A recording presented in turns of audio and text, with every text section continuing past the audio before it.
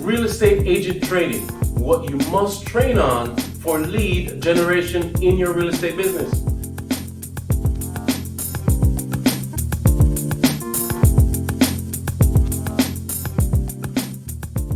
Hi, I'm Paul R. Atkinson, your professional coach.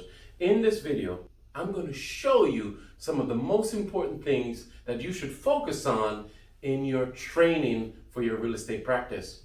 It's vital. Without training, you'll not survive. You have to train for your selling skills, for your contracts, for your transaction management. It's just so many things that you have to do. But what do you train on? We have so much information out there. As a new realtor, or even as a seasoned realtor, when you come into your practice and you think about, you want to see more production. What is it that you look at to say, what should I train on? They have 10 million classes all the time going, but what do you focus on? Here is the number one thing for you to do. You've got to select your farm area. If you've not already, you've got to recognize that you have an area that you're working. It's where you plan to build your business, and you have to train towards that. You have to understand what your marketplace is about and what people are doing in that marketplace, the buyers and the sellers, the tenants and landlords. What are they doing with the realtors that they engage with? You have to look at the competition, see what's going on, and work the market accordingly. So training is very important, and the first thing you should do is to create and know your farm area. Once you've done that, then you want to create your business plan. Plan for everything. You want to plan for the years ahead, 5 years out. What do you want to see your real estate practice? 1 year out, definitely 1 year. Break it down to the quarter, and then train your skills, your abilities towards that.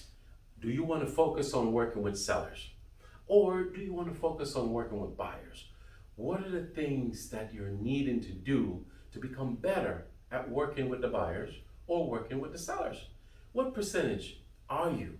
Are you going to do 50% on the sellers and 50% on the buyers, or 25 on the sellers and 75 on the buyers? You have a personality, and you have to know that. Every realtor out here operates in a different way, and you need to figure that out and know that there's training involved for you to evolve and become that successful realtor that you want to be.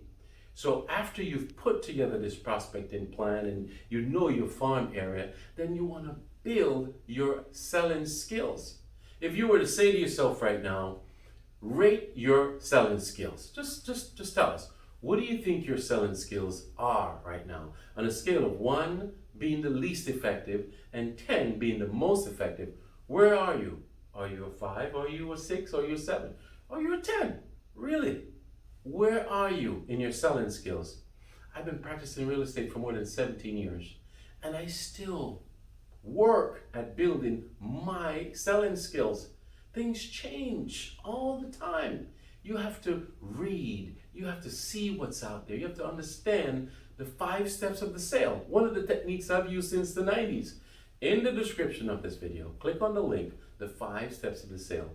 You get that and you start to work at it, you're going to see just how to build a conversation with a buyer or a seller and get them to like you in the first 60 seconds. How do you get someone to trust you, to like you, and to feel good about you and want to listen to you and hear what you have to say? There's techniques, the mirror technique, the association technique. You get connected by associating with something that they have in their pocket. And that's how you build the first step of the sale. That's conversation. So in the description, take a look at that. After you've developed your selling skills and trained towards that, another thing that you want to train towards is your ability to reflect on your daily activity. Everything that you have done, you've got to train yourself to reflect back on what happened. Look back at your day. Look back at the listing appointment that you went on. How was it? How did you, don't just brush it off. You got to think about, even if you won the listing, how did you get that listing? You need to know, because you have to do more of it. You have to practice more. Attaboy, pat yourself on the back and say, hey, I did it, that's fine. How did you get that buyer to actually write that contract and move forward? How did you get that buyer to accept the condition of the property? How did you get them to understand that this is an as-is contract or whatever it is? This is the way it is, let's move forward. How did you do that? What skills do you have? How you're able to negotiate between the seller and the buyer to get them to move forward? You have to train. You have to practice. You have to role play. You have to sit down and take classes. Go for the opportunities when they arrive. You have to plan out your year, plan out your month. Take a training and move your business upward and onward. The last thing I want to tell you about training is role playing.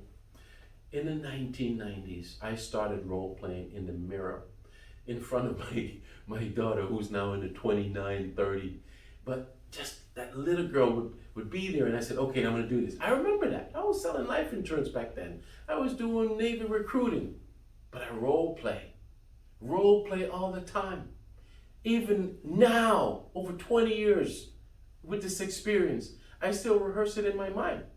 I still imagine when I'm going to sit with the seller, what they could possibly be like, what possible objections could come to me. And I rehearse them. What if they say, oh, they don't want to do it right now? What are you going to say? Practice it, practice it. Role playing. Training. It's very important. You have to train as a realtor. And I want to emphasize that because a lot of realtors come into the marketplace and they just start out with this much activity towards their training. You have to constantly do this to grow the business, to develop yourself. So this was a short one, but sweet. You have to train as a realtor to build your business. Until next time, I'll see you real soon.